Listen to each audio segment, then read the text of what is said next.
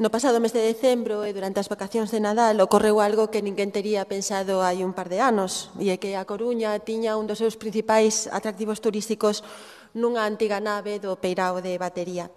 A exposición de fotografías de Peter Lindbergh, impulsada por Marta Ortega, non só espertou un enorme interese entre a cidadanía da Coruña e alén, incluso a nivel internacional, senón que puxo de manifesto moitos dos postulados que leva tempo defendendo a Marea Atlántica e gran parte da cidadanía, da sociedade civil organizada da Coruña, que levan tempo reclamando pois un uso público e gratuito da fachada marítima.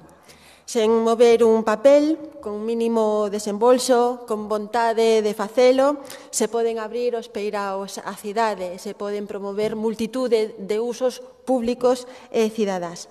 Para exhibir as 150 obras de Lindbergh non foi necesario desafectar terreos, tampouco foi necesario cambiar a titularidade dos terreos, non foi necesario ningún tipo de acordo complexo, non houbo que construir ningún edificio fastuoso, senón que se rehabilitou incluso patrimonio industrial portuario. O uso do dominio público portuario non está limitado a exposicións artísticas, aínda que sexan moi meritorias. Pódese pensar en espazo público, pódese pensar en esparcemento, pódese pensar en traballo no mar, sobre o mar, en investigación, en emprego, e en realidade o denominador común é ter vontade.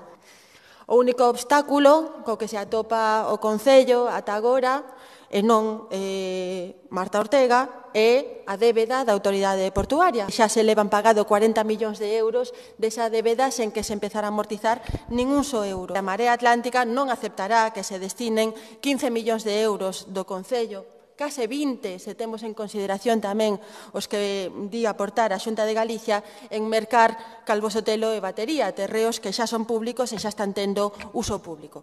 Eses diñeiros, eses fondos municipais deben destinarse aos barrios que boa falta fan.